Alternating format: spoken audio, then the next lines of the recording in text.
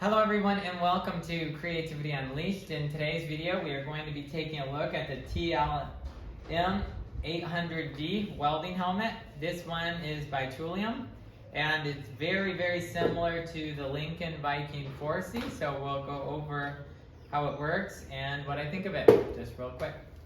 So here's a closer up look at the welding helmet before I did any welding. Well, it looks all nice and clean and shiny, so you can see that looking through it is very good crisp image that you can still see through it. It's not very dark, which is a huge plus. Some auto darken helmets are pretty dark when you put them on. You have a hard time seeing. Here's running the test function. 90 amps, 8 6010.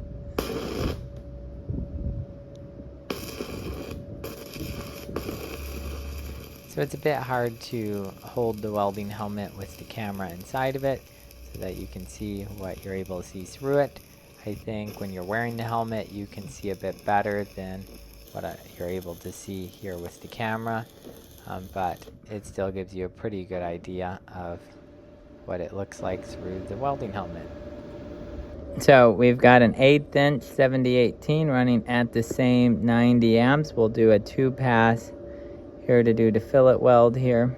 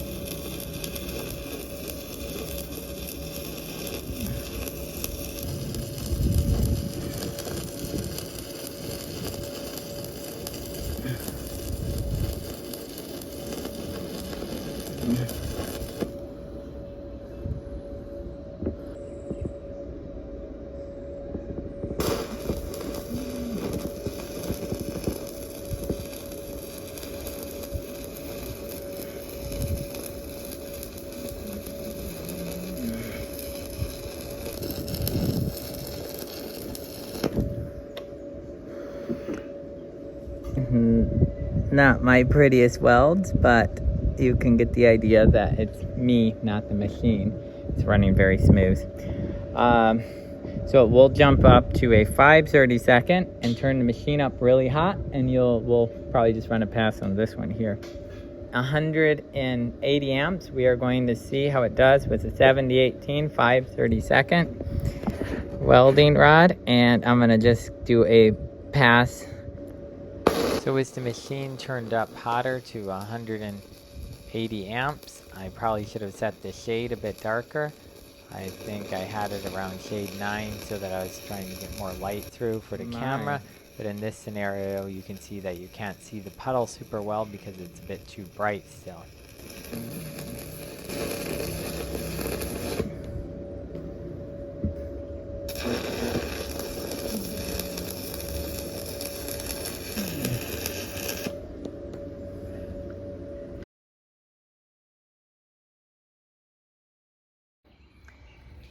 So here we have the Lincoln Viking 4C welding helmet, and here we have the Tooliom model. As you can tell, they're both very similar. This one has the shade adjustment on the outside. Some of the Vikings do as well. I believe if we turn them around, you can take a look at the inside here. We have our same like test, weld, cut, and grind mode, and then you have your delay and your shade.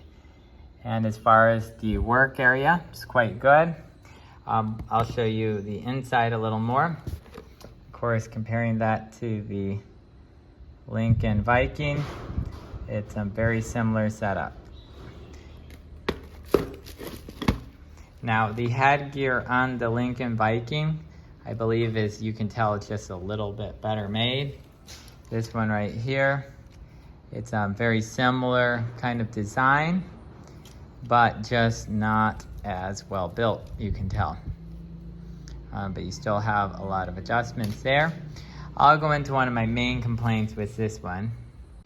So if you pull this lever thingy down, you can remove the thing, pretty much the same as the Lincoln Viking.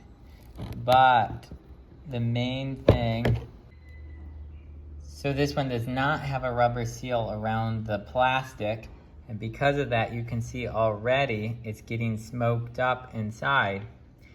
And that is usually the main problem with cheap ones. You could of course make your own rubber seal, and then it would basically be almost the same as the Lincoln Viking. Obviously, the Lincoln Viking is a very good helmet, but this one is, when I purchased it, $45, and this one now is several $100s.